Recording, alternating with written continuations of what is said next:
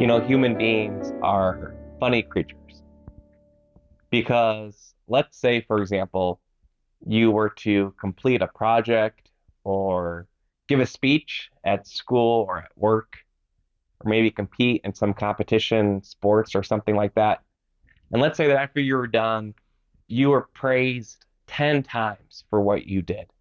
10 different people said you did a great job. If one person criticizes you or puts you down, you're probably going to forget about the 10 praises and focus on the one criticism.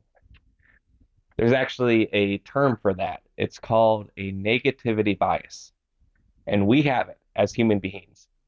Negativity bias means that negativity tends to stick to us like duct tape, whereas positivity and positive things can often roll off of us.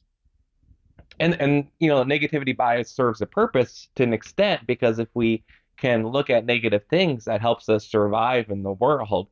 But often that negativity bias actually does more harm than good. But we have it. And what that means then is that the words that I say can be tremendously helpful or tremendously hurtful. Every word I speak is a responsibility. I have a responsibility in the words that I say because a harsh word, a judgmental word, a sharp word could maybe ruin someone's day, ruin somebody's week, their month. If you're like me, I can think about things that people said to me years ago that still affect me in a negative way because that's how strong that negativity bias is, that even something somebody said years ago can still cause me pain today.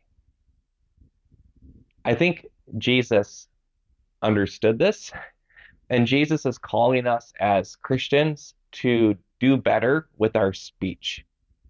But I think to do better with our speech, it starts with how we see.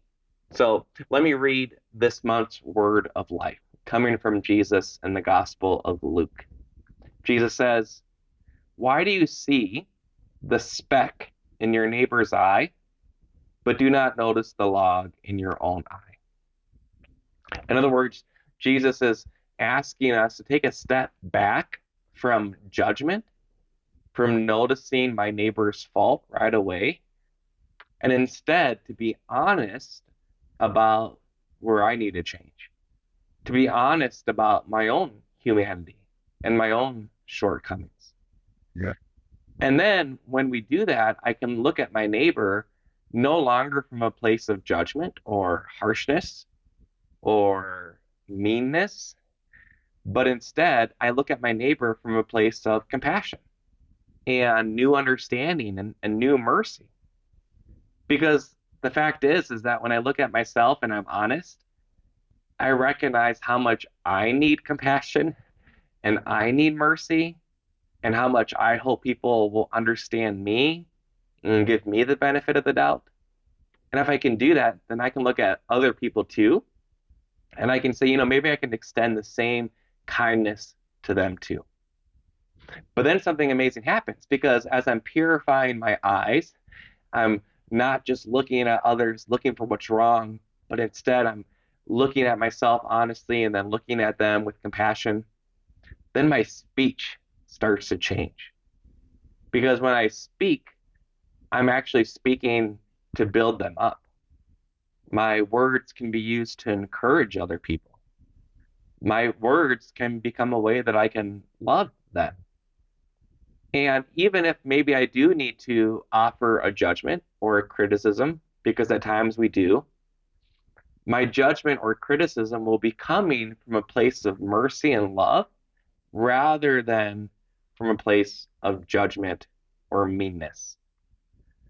And I think that makes all the difference because then we can be like Jesus, who every word he spoke, and sometimes he did speak words of judgment, but every word that Jesus spoke was a word of love.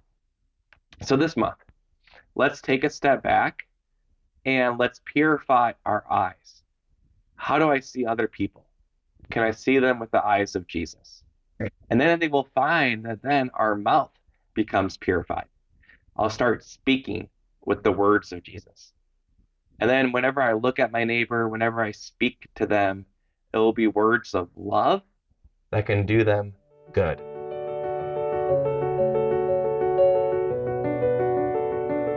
Hey, thank you so much for watching this video. If you want to keep up with other great content to help you live your life of unity with God and with one another, make sure you subscribe to Focolare Media so that you can continue to live your divine adventure.